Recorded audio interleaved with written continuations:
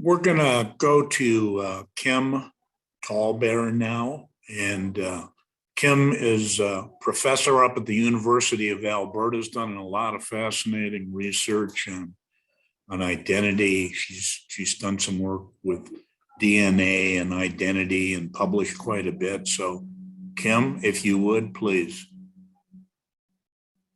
Thank you. And just to get a time check, it's 5:45 Mountain right now. So how long do I have, Gordon?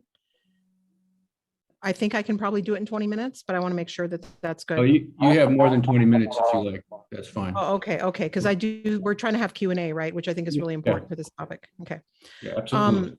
So I don't have my land acknowledgement in front of me, but I think I've done it enough to know. So I am a citizen of the Sistenwaptin Oyate, which is one of the Dakota nations in South Dakota. But I also grew up at Flandre Santee Sioux Tribe Reservation, and everybody between Flandre and Siston's related. I'm related to Hemmingers up in Siston. Tallbear is a Shine Arapaho name. My maternal grandfather was a Tallbear. And so that's how I get that name, even though I identify as Dakota. And also grew up in part in the Twin Cities of Minneapolis and St. Paul, which is Dakota homeland. And my four greats grandfather, Teoyate Duta, or Chief Little Crow, his village was kind of where the Science Museum of Minnesota sits now. So I consider both Eastern South Dakota and the Twin Cities home. But I came to the University of Alberta in 2015. And if I can just say, if people can mute themselves, I'm hearing background from somebody else. I don't know if everybody else can be muted. That would help not distract me. What was I going to say? So I've been at the University of Alberta since 2015. And I came up here in part, it's prairies, and I wanted to be on the northern prairies. I was educated in both the East and West Coast of the US after leaving South Dakota in the early 1980s. And at first, it was a relief to be out of the explicit, violent anti-racism of rural South Dakota. You know, that's always a relief. And I was amazed by the way Native people were treated in Boston and Cambridge. Like, I'd never heard somebody say, "Oh, it's so cool that you're Native." I was like, what? This is interesting. But after 25 years of living in these cosmopolitan settler prestige places, as I've come to call them, I was really weary of the romanticization, the invisibilization, and the fact that I, as a Native person and I worked with tribes in New England, so I did try to find Native people to work with, and I was always doing work on behalf of tribal communities wherever I was, even if they weren't my own.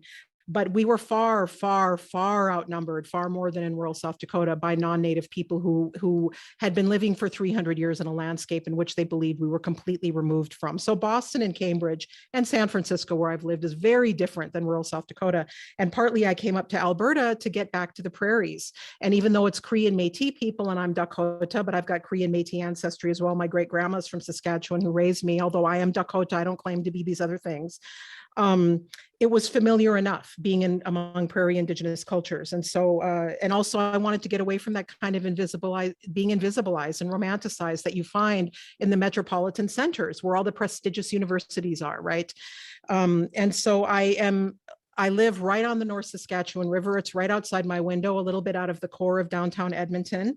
And it's in Cree, it's called, Edmonton in Cree is it's not Edmonton, it's Beaver Hills House is the English language translation. And if I'm maybe not saying it very well, but Amiskachi Waskahigan. And it's Cree people here, Métis, Saulteaux, there's Blackfoot people here, maybe more down towards Calgary. Inuit people come down here. So it's a gathering place. It's a gathering place of many diverse Indigenous people, and that's where I'm coming to you from. So that's a little bit of background so you know who I am.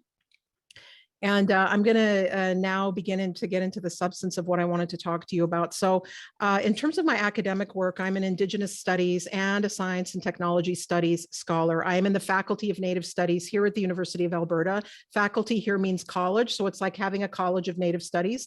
We have our own dean. We're not a department. We are the only faculty of Native Studies in North America.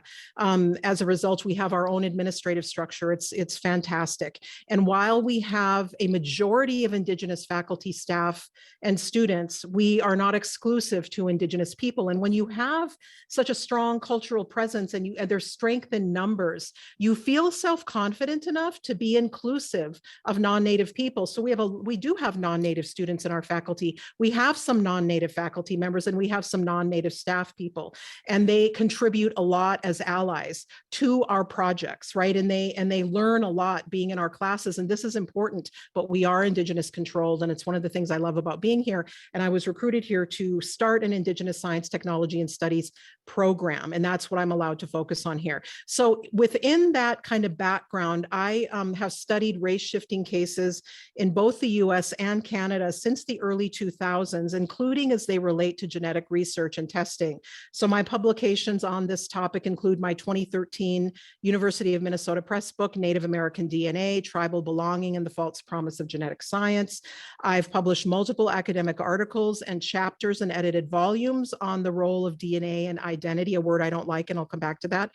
And I've also tried to write popular publications. For example, I've written in High Country News, in BuzzFeed, I've written in Indian Country Today, and I've done a lot of invited lectures at universities, museums, and Indigenous community venues across the US, Canada, Australia, New Zealand, and Europe on this issue and related issues. And I've been doing this for 20 years. So I came to this topic not in and of itself, but because I regularly get called by the media and have since I did my first interview on DNA testing with the New York Times in 2005, and I had not quite finished my PhD at that point. And that interview was on the application of DNA testing to determine Native American identity. So often the cases that I am called to comment on involve people claiming to be Native or Indigenous. In the US, it is especially or disproportionately Cherokee claims, as you all know. And in Canada, they are disproportionately Métis claims. And there's a lot in common between these two claims in the US and Canada. But these cases always involve people who have to turn to the archive because they don't have living family, right? They turn to the archive, especially alleged long ago ancestors, in an attempt to justify their claims that they are Cherokee, Métis, or other forms of Native. Now, I've been called on by the media to help them analyze the claims of high-profile pretendians, race shifters, people who play Indian. We have many different terms with different genealogies in both US and Canadian academia. I've been called on to comment on cases in politics. I did a lot of interviews on Elizabeth Warren. My top trolls on social media in 2018 and 19 were white Democrats. So that was fun. I've been called to comment on these cases in television, film, and in literature. So again, I didn't come to investigate these claims on my own. Rather, I was called in by the media to analyze the DNA and the tribal citizenship aspects of it, and then sort of got de facto expertise in thinking through these cases. So I do want to say something about the word identity, because it's a word that I increasingly cringe when I hear. Now, we use the word, we're operating in English, and we live in an individualistic settler society that's always pushing the rights of individuals over the rights and responsibilities of collectives. And that's part of the problem that we face. We live under settler law and governance. It's hegemonic, it has control over us. It determines the colonial frameworks within which tribal governments, First Nations, Métis, and Inuit communities must respond. So to get a little side point in, we're often accused of self-colonization, internal colonization, neo-colonialism. Who doesn't live in a colonial soup? Let's get real here. Tribes, First Nations, Métis, and Inuit communities struggle to do anything they can within a heavily hegemonic colonial framework. Nobody gets to live outside of colonialism. You struggle with the compromise tools that you have. Okay.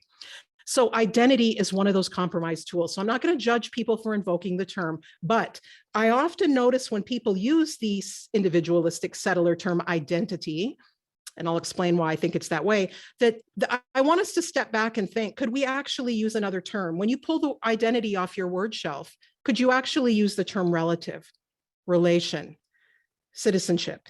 Think about it when you use that term in a sentence, because when you use it without thinking, you are reinforcing these settler individualistic ideas. And so the issue that I have with identity is that it is a poor substitute for relations. We often use it in ways that are reaffirming my lineage, my ancestry, not this collective of relatives and kin within which I exist. We're not talking about citizenship necessarily when we talk about identity. It's this kind of individualistic idea that inheres in our DNA and our biology, and we treat it as if it's our body's property, our individual property, my identity. And I think this is why it's not a great term for us. And again, not that we can ever get away with not using it, but let's think very carefully. Could I use the term relative or kinship instead? Okay, so when I give the rest of this talk, I will want to go scare quotes around identity, but I'll try not to do that every time. You know that I'm thinking like that. So I also rely in my work, because I don't investigate race shifting myself necessarily. I analyze secondary literature. I rely on the anthropological and other social science investigation of these phenomena by people such as Circe Sturm, who was already mentioned, who investigated in a 2010 or 11 book, Becoming Indian. I think it's called Cherokee Belonging in the 21st Century, something like that. She investigated over 100 fabricated Cherokee tribes, really 501c3s throughout the US South. Really in-depth work. If you're interested, you can pick that book up.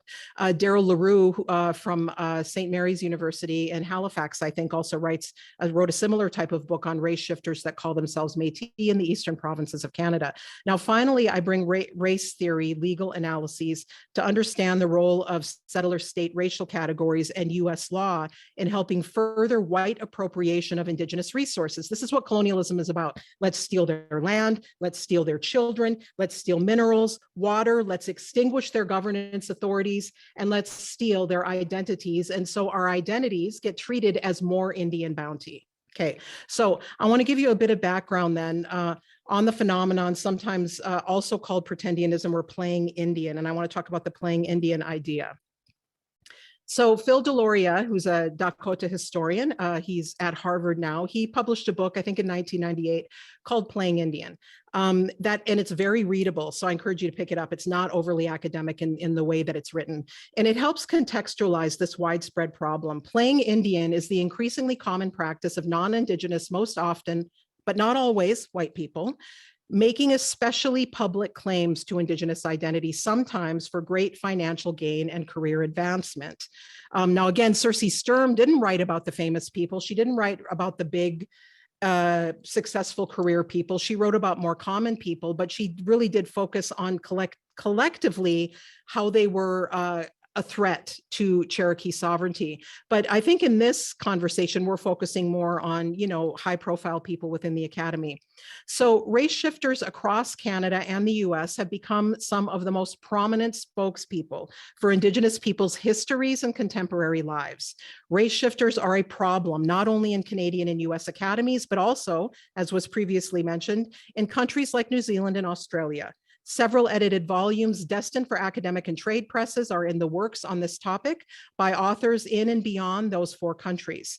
At a panel at the 2021 Native American and Indigenous Studies Annual Meeting, or NASA, one panel showed the global reach of race shifting by highlighting the problem in Scandinavian countries with Sami race shifters, in Australia, in various countries in Latin America, as well as in US and Canadian context. So as was said, this is a global problem. Let's see. I'm going to skip over what I was going to say. I want to talk a little bit about Circe Sturm's work and one of her insights in the book, Becoming Indian, the struggle over Cherokee identity in the 21st century. She wrote about whites across the US South, again, who shift into an identification as Cherokee based on recent discovery or even undocumented suspicions, those pictures of a great-grandmother with high cheekbones, right? Of having a Cherokee ancestor. Now, there are only 3, as we know, recognized Cherokee tribes, but race shifters have organized over 200 self-identified so-called Cherokee organizations. The race shifter Sturm wrote about in her in-depth anthropological work, and this is interesting, understood their whiteness as, quote, guilt, loneliness, isolation, and a gnawing sense of racial, spiritual, and cultural emptiness, unquote. In their search for fulfillment, they focused on their actual or perceived and often very thin Cherokee ancestral lines as informing their total identities. They sought transcendence. They sought conversion from their whiteness. Sturm, I, and others have written academic monographs on why self-identification as Native alone, often bolstered by claims to biological markers or a long ago ancestor, does not stand in for lived or reconstituted relations with living Indigenous communities. Self-identification is a problem, and we need to figure out how to address it. How we address it is in fact quite complicated. So actual relations, as you have heard other speakers say, both kinship and or citizenship, and these things overlap, but they're not synonymous. In an Indigenous nation, these are the markers that Indigenous communities care about. The trouble is Indigenous communities are not in charge of who gets identified as Indigenous within academic institutions. So the race shifting problem is now being taken more seriously, thank goodness, by the Canadian public, as well as with the Canadian Academy and arts organizations, including the Indigenous Screen Office. Last week on March 9th to 10th, and I put a link into the chat before I started talking, we had a national forum organized by the First Nations University of Canada to discuss Indigenous nations' own criteria for determining kinship and citizenship. Such criteria go far beyond claims to distant or alleged ancestry and do not allow for simple self-identification. We also discussed at that symposium systemic and pragmatic policy responses by universities to curtail the epidemic of race shifting, especially universities' misguided self-identification policies and their widespread lack of regard for tribal, First Nation, or other Indigenous citizenship policies and kinship norms. The National Forum, and this is important, was opened by the former Canadian Senator and Chair of Canada's Truth and Reconciliation Commission, and he is also now Chancellor of Queen's University, that's had a big race shifting bunch of problems recently, Justice Murray Sinclair. So he opened this meeting. The meeting brought together Indigenous elders, chancellors, staff, students, scholars, and academics from across Canada to discuss practices for validating Indigenous identity for Indigenous specific university opportunities, not only faculty members, but also staff and students. So we're not just going after the issue as it arises among faculty. So there will be follow-up meetings, and the recorded panels from that symposium should be available soon. And we will want universities to follow our lead in this and the policies we're working on to develop within the Canadian Academy. I can say for the University of Alberta, we have an internal group staffed by Indigenous people within the university who are really thinking pragmatically about how we deal with all of the very difficult problems of doing more than self-identification. And so hopefully we'll have a set of policies and procedures coming out of Canadian, particularly Canadian universities on the prairies, where you have a high number of Indigenous people. And this issue is being taken up more seriously, I would say, than it has been in the East for sure. So I think I've already talked for 15 minutes, but hopefully I can get through this in the next 10. I am going to now talk about, I get asked, one of the main questions I get asked by the media is, and I've done tens, if not hundreds of media interviews on this. Where is it here? Okay. What is the actual material harm done to Indigenous people by race shifters? So, is this not just kind of a niche idea? Isn't this a distraction from the real issues? What actually is the harm? Okay, this is a little uncomfortable, a little cringy, but is it really doing harm? And I've been asked this question by the media, I get asked by the public, and I get asked even by Indigenous people in community, where I've had to make a case for why this is an important issue that we should focus on. And so I've broken this into 3 different categories, what these harms are. The first category is race shifters steal our stories, and this occurs to the material and psychic detriment of Indigenous peoples. Okay, and so the first bullet point under that broader idea is that non-Indigenous people with non-Indigenous community standpoints who pose as Indigenous and who rise through the professional ranks falsely represent our voices. They theorize Indigenous peoplehood, sovereignty, and anti-colonialism. They become thought leaders, institutional decision makers, and policy advisors to governmental leaders with regulatory and economic power over our peoples and lands. They shape academic and public discourse about who we allegedly are, what our lives allegedly look like, and what they think should be done about and to us. Race shifters grabbing the mic and taking space has real life consequences for our well-being. They love to portray us as the eternally traumatized Indian as well, and then highlight their own trauma as part of their investment in that narrative. Second bullet point, Race shifters appropriate the real world problems of disconnection that some actual Indigenous people have experienced through colonial adoptions, forced assimilation through mandatory attendance at boarding schools, and relocation.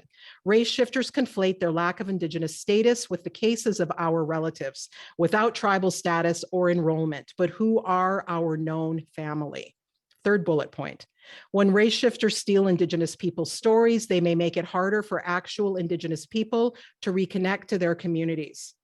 Disconnected but actual Indigenous people with clear and close relations among us are trying to reconnect to Indigenous community and commonly express fear that their own efforts and legitimacy are undermined by race shifters. They worry they will be questioned or conflated with frauds. I see them too often conflate themselves with frauds. But that would have to do with their lack of connection to community and understanding how these things work. Race shifters' theft of our stories and histories makes a mockery of our history and trauma. Indigenous colleagues and friends of race shifters feel deceived, embarrassed, and complicit sometimes in the fraud when they find out. They question their own judgment and ethics. Related to that, students of academic race shifters fear damage to their own reputations and careers when they have been mentored by and cite extensively in their theses and dissertations committers of identity fraud.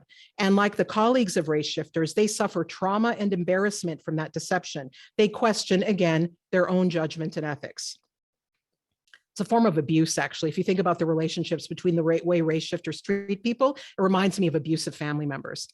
Race shifters rob Indigenous people of the opportunities they took advantage of: jobs, admission to competitive university programs, scholarships, and fellowships. Race shifters who did not face the disadvantages and barriers of Indigenous life skew statistical data and census data on Indigenous well-being, making us look wealthier and healthier than we are. This risks deprioritizing and it risks lessening the effectiveness of public policy that targets Indigenous education, economic, and health outcomes. The next category is harassment of and reputational damage to whistleblowers.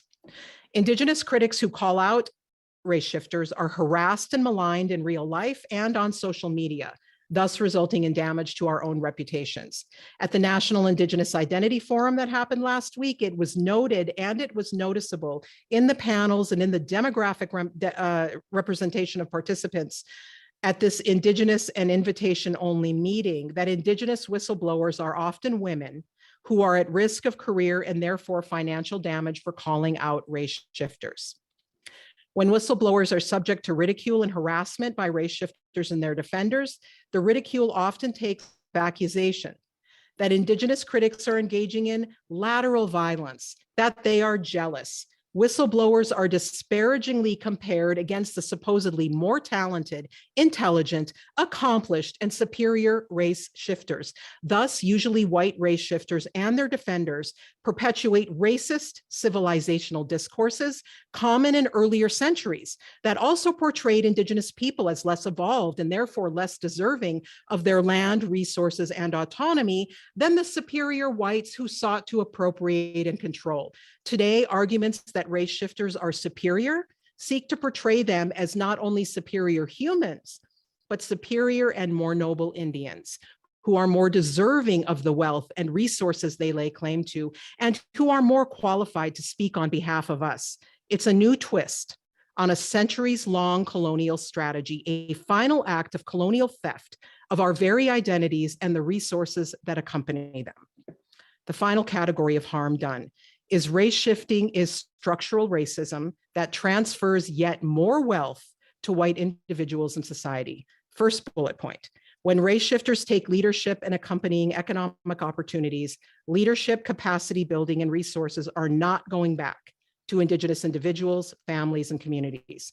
A key feature of structural racism in the US is the historical and institutional siphoning of material wealth from Indigenous people and other people of color, and its redirection toward white individuals, families, communities, and institutions. White race shifters thus serve white supremacy, no matter their liberal individual good intent. This is the difference between structural racism and individual acts of racism.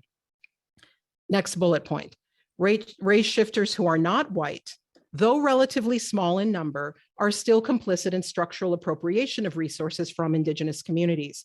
They help shore up a non-Indigenous power structure that seeks to eliminate our social and cultural authorities upon these lands. They aid white supremacist Indigenous elimination. Next bullet point. Race shifters reinforce anti-Indigenous structural racism beyond economic aspects.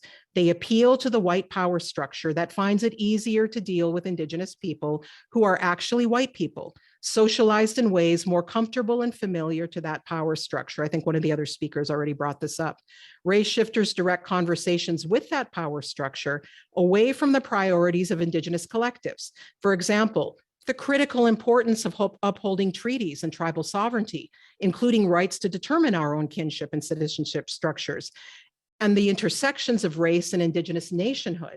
These things operate at an intersection, rather than privileging analyses that overfocus on Indigenous peoples as a racial category, which is what non-Indigenous Americans love to do. The final point. Race shifting or reverse passing, that's another term I've come across in critical race literature, is both encouraged by and serves a multiculturalist agenda of diversity and inclusion that directly undermines Indigenous sovereignty and meaningful anti-racism. When whites self-identify and reverse pass as Native, and universities and other institutions not only allow such fraud, but encourage it, they choose to protect whites who have not actually suffered systemic exclusion as Indigenous people. Such institutions consequently de facto reject decolonization, which requires the restitution of resources to Indigenous nations and respect for their governance authorities. And finally, in addition to harming Indigenous people, identity fraud is a form of academic dishonesty, no less problematic than falsifying research results or lying about educational credentials or publications. US and Canadian institutions have tolerated for years individuals' flagrant misrepresentations of their identity as Indigenous. My hope is that we are now turning a corner on this issue in academia, and that universities are coming to understand that race shifting is a serious ethical breach, and systemic toleration or even encouragement of it is a form of anti-Indigenous university policy. Thank you.